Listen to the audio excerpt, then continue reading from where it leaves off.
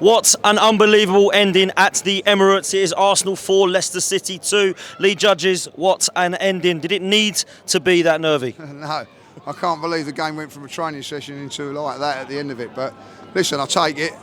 But at one stage there, I thought that was it. I really did. And I know you might think I'm being over the top here, but I think if we draw that game, that's, probably the title gone. You can't afford to drop points at home twice in 3 games. But credit to the players.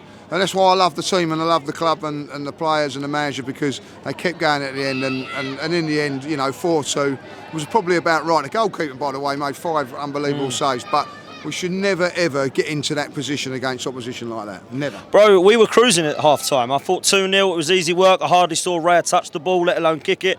I thought when we were absolutely on fire, it was going to get 3s, 4s and maybe 5s in the second half. But unfortunately, within 10, 15 minutes, it was 2-2, Judge. Yeah.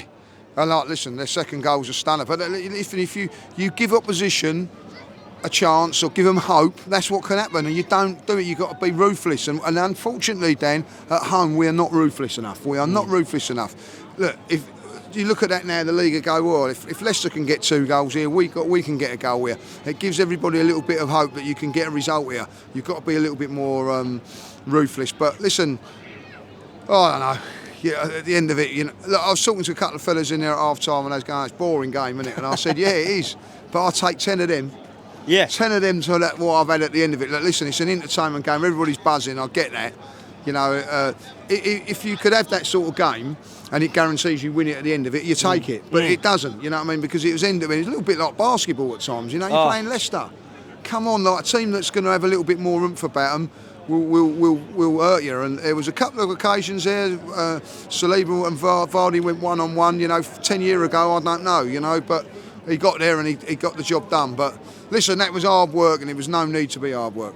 Listen, why do you think it is at home that we just can't keep resolute? Away from home, we've seen Arsenal go away, keep clean sheets, been phenomenal in terms of us against Etihad defending. Yes, we conceded, but we're home at Leicester. I thought at 2-0, we go into a similar second half, we keep a clean sheet, and we come away comfortable, and we weren't again. Yeah, concentration levels, isn't it? Like, when you're defending like away from home, you're on it all the time because you've got to be. But when you're at home, it's all about attacking. And I just think we switch off a little bit, not just the defenders, and midfield as well. There was a couple of times they was open in midfield when they were running through on us. We just go a little bit too gunno and a little bit too open for my liking.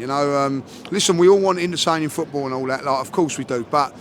At the end of it, if you look at teams that win the leagues, they're winning 1-2-0, 3-0. Listen, 2-0 today for me is much better than 4-2. I know people say, goal scores and averages and things like that, and entertainment and all that. But give me a 2-0 boring game after that, all day long. But listen.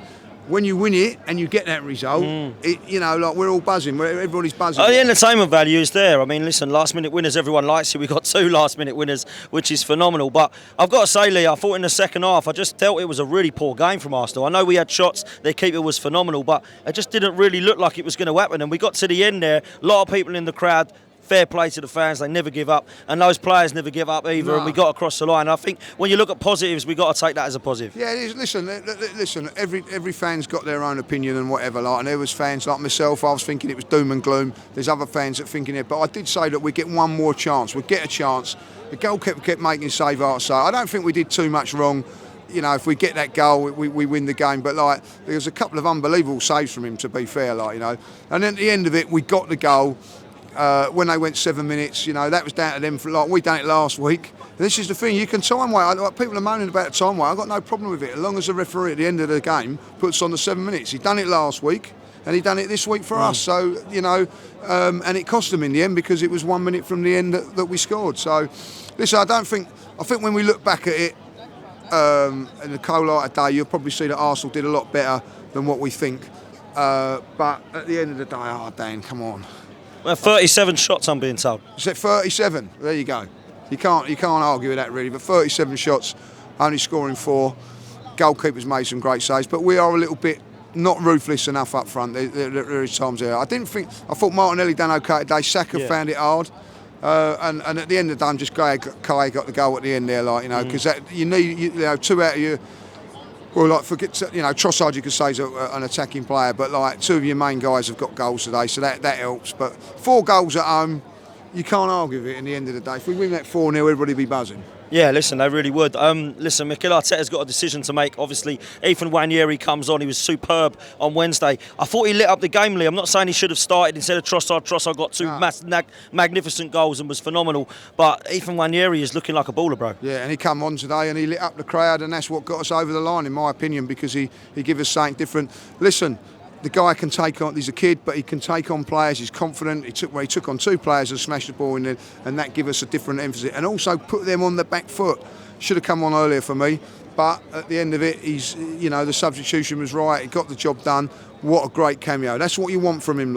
He come on before, like Sterling come on before him. Like for me, it had to be Nwaneri before him. But listen, job done. Do you think Leicester deserved anything out of that game? Do you think they'll go away feeling disappointed, or do you think they'll think, do you know what, we got lucky to get 2 goals and back into the game? No, give them their due. They hung in there. That's what you do. If you give teams hope, they will punish you. And in the Premier League, look, there's not that many easy games in the Premier League. They become easy if you do your jobs and do your things right in the beginning. If you don't do your things properly and don't do things right, you'll get done. And they've given it a really good go, and they'll be disappointed. But at the end of it, they've come here and put up a good performance. I think the players and their fans would be pleased, and the manager's under a bit of pressure.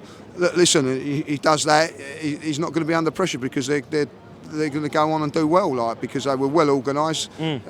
Keepers was brilliant, I thought. Oh, outstanding. Unbelievable. So at the end of it, they've come here. Leicester fans were saying to me it was a sort of a free hit game for them. They've got some real important game. That will give them a lot of confidence going forward. Just lastly, who stood out for you today? We've mentioned a couple of players that shone, certainly ones that come on from the bench. If I had to ask you for a player of the match, who do you think you'd give it to? Trossard. It's got to be Trossard. I didn't think it was unbelievable, but he scored 2 goals. Martinelli with a goal and an assist. As you say, Declan Rice done well in that. You can't look at the back 4 because they've conceded goals. But listen, I don't think anybody has come out of that for man of match where you say, wow, he was brilliant. But at the end of it, you look at it and you say, look, that was a good enough performance from Trossard, and he has to get man of the match for me. Fair play. Listen, PSG, just lastly on Tuesday night, do you think we'll see some rotation again, or are we going to go with a similar team? There might be a little bit of rotation up front, maybe. But then, we've just got to defend a little bit better, and I think we will. It'll be a little bit more different mentality because they're a better side, and I think that we've got to just get that right. But like the Champions League, as we know, is a completely different game to the Premier League. So we'll see what happens, but we need to win that one as well. We do. Listen, people, do us a favour, hit the like, hit subscribe, make sure you are following the channel, and we'll see you next time.